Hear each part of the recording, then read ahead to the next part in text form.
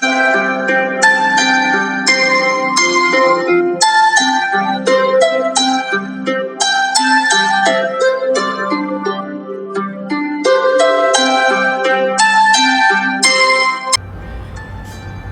and sisters in Jesus Christ, we are already in the fourth Sunday of the Lent.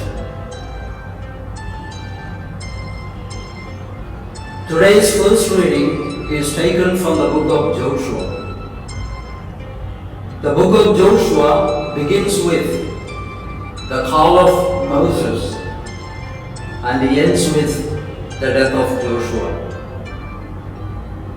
The first reading narrates what happened before and after Israelites entered the promised land.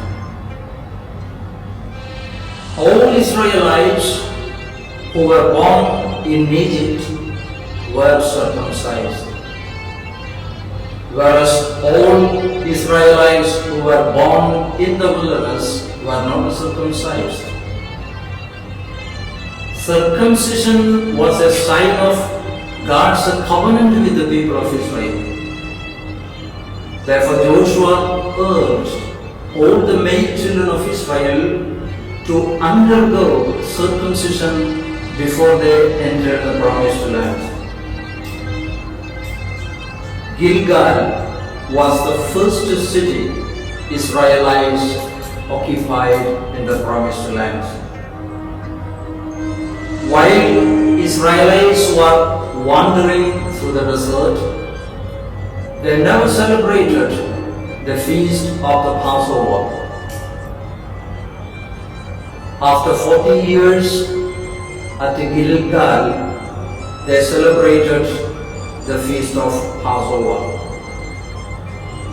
Passover was a remembrance of their freedom from slavery in Egypt. At Gilgal, they also celebrated their freedom from manna. While the Israelites were wandering through the desert, God provided them with manna.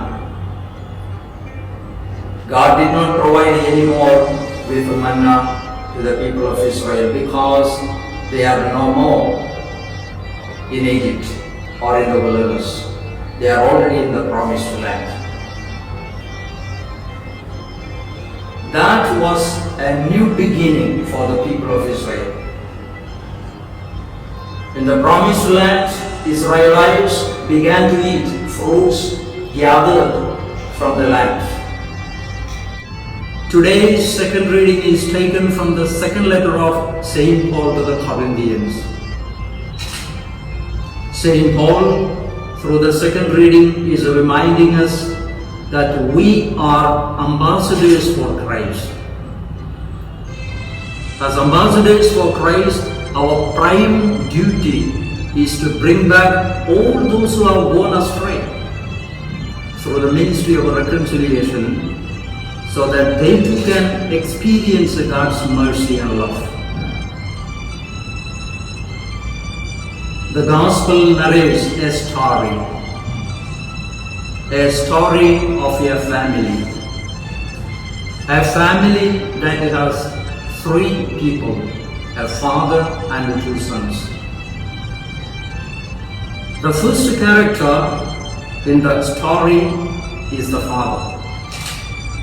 He is the central figure of the story. The father welcomes back his lost son, forgiving all his sins. He kills a fattened calf.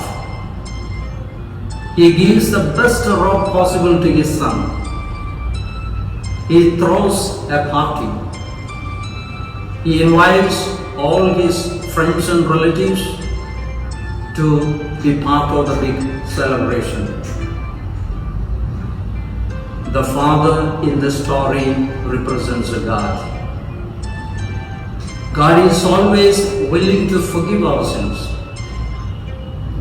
God is always willing to welcome us back. The second character in the story is the youngest son. He collected all his property and went to a foreign land, to a faraway place.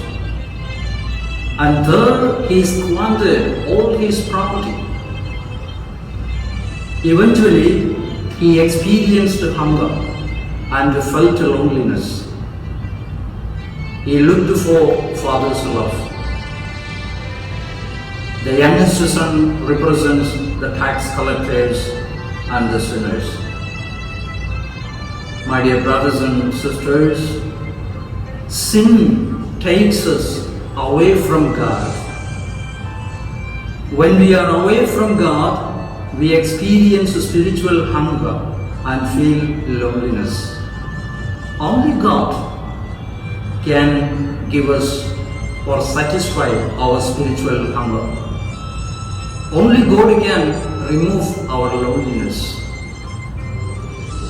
The second character in the gospel or in the story is the eldest son.